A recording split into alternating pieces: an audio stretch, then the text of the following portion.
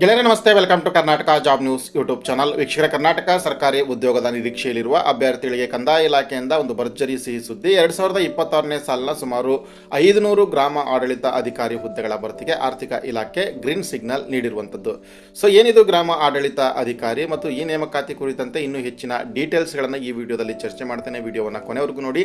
Video ಪ್ರಾರಂಭಿಸೋದಕ್ಕಿಂತ ಮುಂಚೆ ಇದೇ ಮೊದಲ ಬಾರಿಗೆ ನೀವು ನಮ್ಮ ಚಾನಲ್ ನೋಡ್ತಾ ಇದ್ದರೆ ಸಬ್ಸ್ಕ್ರೈಬ್ ಮಾಡ್ಕೊಳ್ಳಿ ಮತ್ತು ಬೆಲ್ ಐಕಾನ್ ಕೂಡ ಕ್ಲಿಕ್ ಮಾಡಿ. ಸೊ ಗೆಳೆಯರೆ, ಗ್ರಾಮ ಲೆಕ್ಕಾಧಿಕಾರಿ ಅಥವಾ ಗ್ರಾಮ ಆಡಳಿತ ಅಧಿಕಾರಿ, ಇದನ್ನು ಮುಂಚೆ ವಿಲೇಜ್ ಅಕೌಂಟೆಂಟ್ ಅಂತ ಕರೆಯಲಾಗ್ತಾ ಇತ್ತು. ಇದನ್ನು ಈಗ ಗ್ರಾಮ ಆಡಳಿತ ಅಧಿಕಾರಿ ಅಂತ ಕರೆಯಲಾಗ್ತಾ ಇದೆ. ಸೊ ಈ ನೇಮಕಾತಿಗೆ ಸಂಬಂಧಪಟ್ಟಂತೆ ಮುಂಚೆ ಎಲ್ಲ PUC ಅಂಕಗಳ ಆಧಾರದ ಮೇಲೆ ನೇಮಕಾತಿಯನ್ನು ಮಾಡಿಕೊಳ್ಳಾಗ್ತಾ ಇತ್ತು. ಸೊ ಆದರೆ ಇತ್ತೀಚೆಗೆ ಈ ನೇಮಕಾತಿಗೆ ಸ್ಪರ್ಧಾತ್ಮಕ ಪರೀಕ್ಷೆಯನ್ನು ರಾಜ್ಯ ಮಟ್ಟದಲ್ಲಿ ಏರ್ಪಡಿಸಲಾಗುವಂಥದ್ದು. ಸೊ ನೇಮಕಾತಿಯ ಪ್ರಮುಖ ವಿವರಗಳು ಈ ರೀತಿಯಾಗಿರುತ್ತೆ. ಸೊ ಇಲಾಖೆ ಬರುವಂಥದ್ದು ಕರ್ನಾಟಕ ಕಂದಾಯ ಇಲಾಖೆ. ಪರೀಕ್ಷೆ ನಡೆಸುವಂಥ ಪ್ರಾಧಿಕಾರ ಕರ್ನಾಟಕ ಪರೀಕ್ಷಾ ಪ್ರಾಧಿಕಾರ. ಹುದ್ದೆ ಹೆಸರು ಗ್ರಾಮ ಆಡಳಿತ ಅಧಿಕಾರಿ, ವಿಲೇಜ್ ಅಡ್ಮಿನಿಸ್ಟ್ರೇಟಿವ್ ಆಫೀಸರ್ ಅಂತ.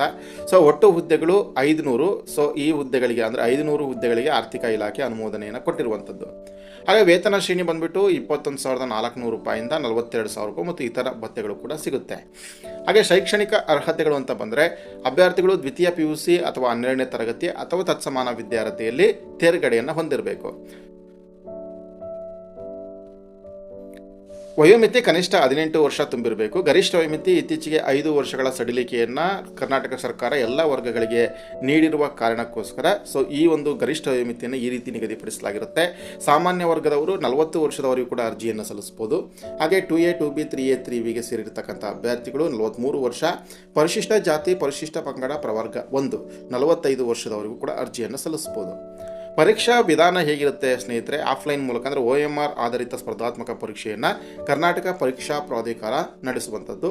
ಸೊ ಇಲ್ಲಿ ಮೊದಲನೇದಾಗಿ ಕಡ್ಡಾಯ ಕನ್ನಡ ಭಾಷಾ ಪರೀಕ್ಷೆ ಇರುತ್ತೆ. ಸೊ ಒಟ್ಟು ಅಂಕಗಳು ಬಂದ್ಬಿಟ್ಟು 150. ಇಲ್ಲಿ ಕೇವಲ ಇದು ಕ್ವಾಲಿಫೈ ಮಾರ್ಕ್ಸ್ ಮಾತ್ರ, ಅಂದರೆ ಅರ್ಹತಾ ಅಂಕಗಳು.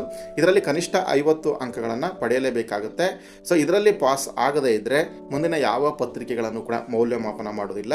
ಹಾಗೆ ಇದರಲ್ಲಿ ಎಷ್ಟು ಅಂಕಗಳನ್ನು ಗಳಿಸಿದರೂ ಕೂಡ ಸೊ ಇದನ್ನು ಮುಂದೆ ಪರಿಗಣಿಸುವ ಮೆರಿಟ್ ಪಟ್ಟಿಯಲ್ಲಿ ಈ ಅಂಕಗಳನ್ನು ಪರಿಗಣಿಸುವುದಿಲ್ಲ.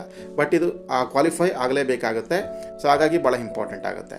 ಲಿಖಿತ ಪರೀಕ್ಷೆ, ಸೊ ಇದಕ್ಕೆ 2 ಪತ್ರಿಕೆಗಳಿರುತ್ತೆ. ಒಂದನೇದು ಪೇಪರ್ 1 ಮತ್ತು ಪೇಪರ್ 2. ಇಲ್ಲಿ ಪೇಪರ್ 1 100 ಅಂಕಗಳು. ಸೊ ಸಾಮಾನ್ಯ ಜ್ಞಾನ, ಕರ್ನಾಟಕದ ಇತಿಹಾಸ, ಕರ್ನಾಟಕ ಭೂಗೋಳ, ಭಾರತದ ಸಂವಿಧಾನ, ಅರ್ಥಶಾಸ್ತ್ರ, ಗ್ರಾಮೀಣಾಭಿವೃದ್ಧಿ ಮತ್ತು ಪ್ರಚಲಿತ ವಿದ್ಯಮಾನಗಳನ್ನು ಹೊಂದಿರುವಂಥದ್ದು ಪತ್ರಿಕೆ 1. ಪತ್ರಿಕೆ 2 100 ಅಂಕಗಳು. ಇದರಲ್ಲಿ ಸಾಮಾನ್ಯ ಕನ್ನಡ, ಸಾಮಾನ್ಯ ಇಂಗ್ಲೀಷ್, ಕಂಪ್ಯೂಟರ್ ಜ್ಞಾನ ಹಾಗೆ ಮೆಂಟಲ್ ಎಬಿಲಿಟಿಗೆ ಸಂಬಂಧಪಟ್ಟಂಥ ಪ್ರಶ್ನೆಗಳು ಬರುತ್ತೆ. ಸೊ ಅಂತಿಮ ಆಯ್ಕೆ ಪಟ್ಟಿಯನ್ನು ಪತ್ರಿಕಾ 1 ಪತ್ರಿಕೆ 2ರಲ್ಲಿ ಅಂದರೆ ಒಟ್ಟು ಅಂಕಗಳಲ್ಲಿ ತಾವು ಪಡೆದಿರತಕ್ಕಂಥ ಅಂಕಗಳ ಆಧಾರದ ಮೇಲೆ ತಯಾರು ಮಾಡಲಾಗುತ್ತೆ. ಹಾಗೆ ವೆರಿ ಇಂಪಾರ್ಟೆಂಟ್ ಕ್ವಶನ್, ಅಧಿಸೂಚನೆ ಯಾವಾಗ ಬರುತ್ತೆ ಅಂತೇಳಿ. ಸೊ ಮೂಲಗಳ ಪ್ರಕಾರ 2026ರ ಏಪ್ರಿಲ್ ಮೇ ತಿಂಗಳ ಸುಮಾರಿಗೆ KEA ಅಧಿಕೃತ ವೆಬ್ಸೈಟ್ನಲ್ಲಿ ಅಧಿಕೃತ ಅಧಿಸೂಚನೆ ಪ್ರಕಟವಾಗುವಂಥ ಸಾಧ್ಯತೆ ಇದೆ. ಸ್ನೇಹಿತರೆ, ಇದಿಷ್ಟು ಕೂಡ ಗ್ರಾಮ ಆಡಳಿತ ಅಧಿಕಾರಿ ನೇಮಕಾತಿ ಕುರಿತಾಗಿರ್ತಕ್ಕಂಥ ಮಾಹಿತಿಯಾಗಿದ್ದು, ಸೊ ಈ ನೇಮಕಾತಿಗೆ ಸಂಬಂಧಪಟ್ಟಂತೆ ಸ್ಪರ್ಧಾತ್ಮಕ ಪರೀಕ್ಷೆಗೆ ಏನೆಲ್ಲ ಪುಸ್ತಕಗಳನ್ನು ಓದಬೇಕು, ಸ್ಟಡಿ ಪ್ಲಾನಿಂಗ್ ಏನೆಲ್ಲ ಮಾಡಬೇಕು ಅನ್ನುವಂಥದ್ದನ್ನು ಮುಂದಿನ ವಿಡಿಯೋದಲ್ಲಿ ತಿಳಿಸ್ಕೊಡ್ತೇನೆ. ವಿಡಿಯೋ ನೋಡೋದಕ್ಕೆ ಧನ್ಯವಾದಗಳು. ವಿಡಿಯೋವನ್ನು ಲೈಕ್ ಮಾಡಿ ಹಾಗೆ ಶೇರ್ ಮಾಡಿ. ನಮಸ್ತೆ.